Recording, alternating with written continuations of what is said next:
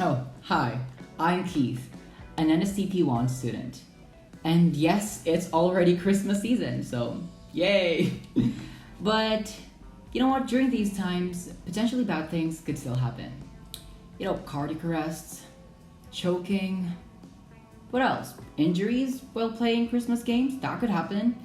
And some even gets wounded while just preparing their foods for their Noche Buena and Medianoche. And with these, well, looking at it at a bigger picture, I realized that these things, these instances, don't just usually happen during Christmas season.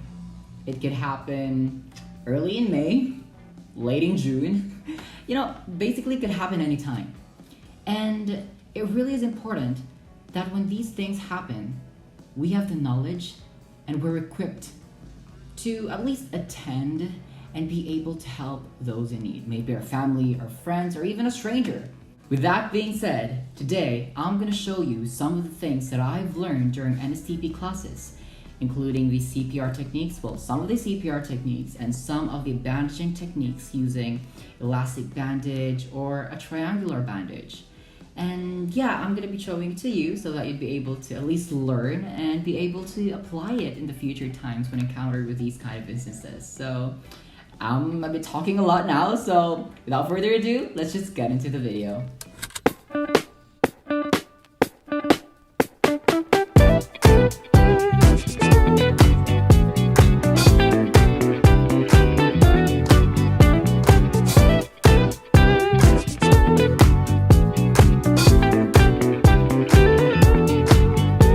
Let's start with the bandaging techniques using elastic bandage. Starting off with a figure 8 wrap. A figure 8 bandaging is used to keep dressings in place, exert pressure in joints, secure splints for the foot or hand, the big toe, and treat sprains or bleeding. I want to stay, but I need to go. I want to be the best for you, but I just don't know what to do. Cause baby, yes, I've cried for you. The time that we have spent together, riding through this English weather. And as the pressure builds, so does the tension between you and me. Time has gone so fast, watching the leaves fall from our tree. And baby, I just want you to know I still love you, love you, love you, love you, love you, love you.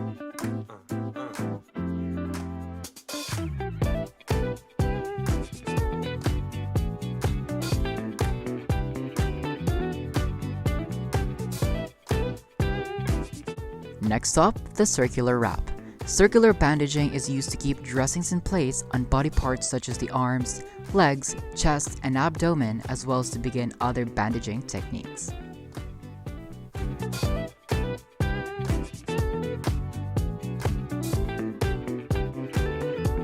And the grass is always greener on the other side.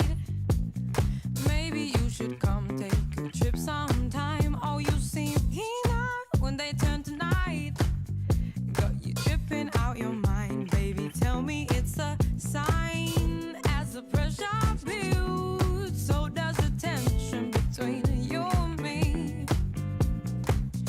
Time has gone so fast, watching the leaves fall from our tree. Baby, I just want you to know.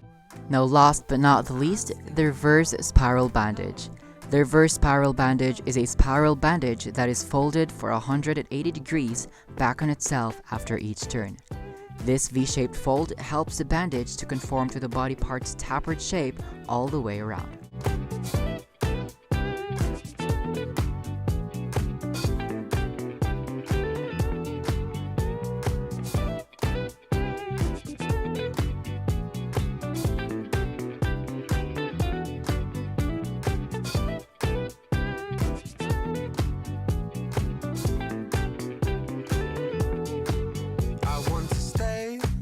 But I need to go.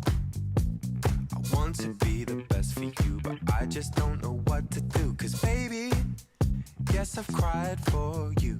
The time that we have spent together, riding through this English weather. And as the pressure builds, so does the tension between you and me. Time has gone so fast, watching the leaves fall from our tree. And baby, I just want you to know I still love. Moving on to the bandaging techniques using triangular bandage. First, chest injury bandaging. This bandaging technique is typically used for the temporary or permanent bandaging of wounds, the immobilization of fractures and dislocations, and as a sling for the support of the part of our body that has been injured.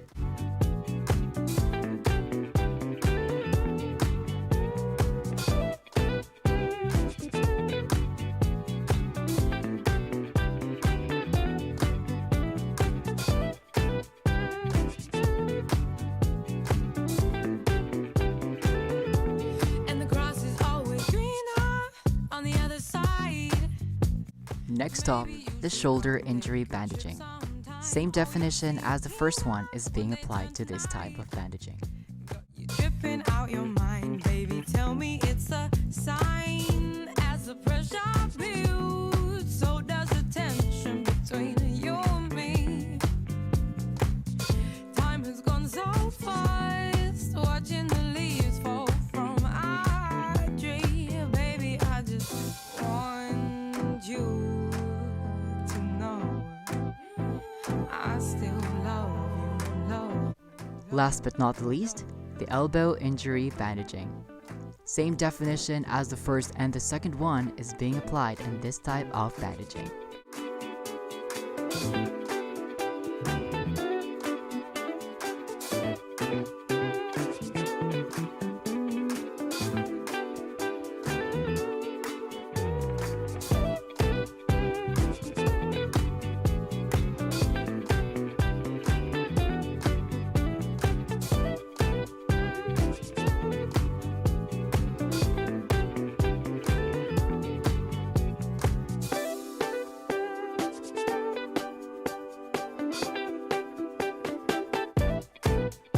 Let's proceed to the CPR techniques for babies. First thing that you should do is to check the area for safety. After that, check the infant for consciousness by gently tapping the shoulder or flicking the heel and shaft. Baby, are you okay? Are you okay? If no response, call 911 immediately with your speakers on. Now make sure that your patient or the baby lies on a hard, flat surface. Check the breathing for any signs of life, watch the chest for any movements, and look for signs of life and breathing for not more than 10 seconds. If there are no signs, begin CPR. Position 2 fingers on the center just below the nipple line. Compress the chest 1 1/2 inches for 30 times.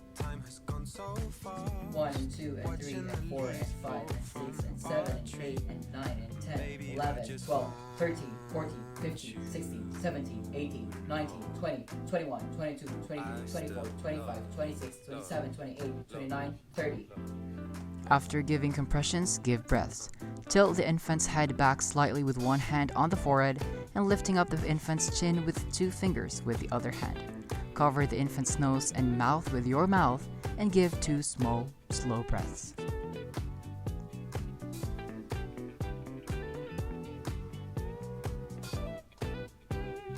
Now continue the same procedure until help 5, arrives. 6, 7, 8, 9, 10, 11, 12, 13, 14, 15, 16.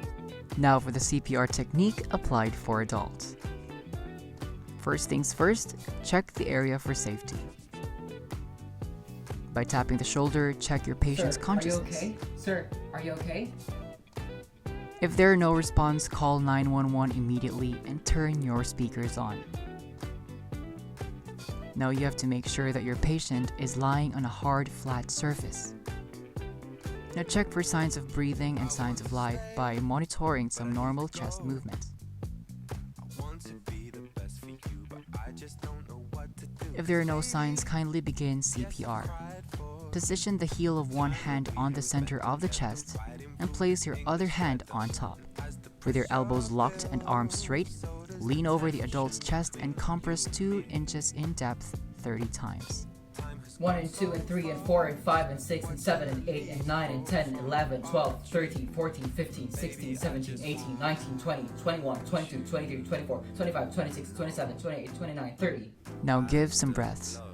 Tilt the adult's head back slightly with one hand on the forehead and lifting up the adult's chin with 2 fingers with the other hand. Pinch the nose and cover mouth with your mouth and give 2 breaths.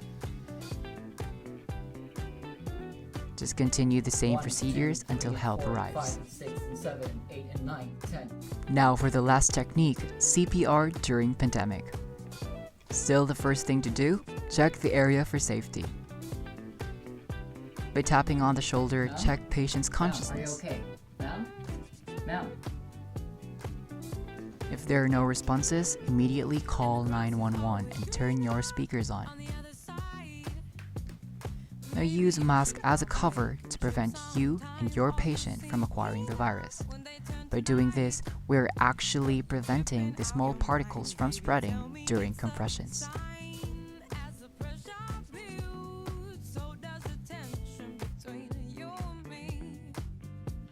Applying the steps being taught earlier, begin compressions. 1, 2, 3, 4, 5, We have to 6, put in 7, mind 8, that in this 9, type of 10, 11, CPR, 12, 13, we do not 14, involve 15, any mouth-to-mouth interactions, so meaning we just solely depend on our own compressions or pumps. We have to push ourselves to make at least 100 to 125 pumps or compressions, or even more, because our compressions or our pumps is what will serve as our patient's heart all throughout the process. So, if we stop, it could definitely put our patients' lives into a great danger.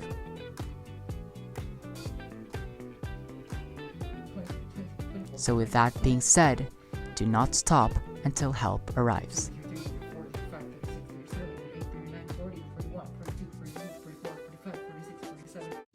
So yeah, those are it. I hope that you've learned something and apply those whenever you get to encounter these instances that you might be needing those techniques that I've just taught you. And yeah, thanks for watching, and I'm gonna get to work.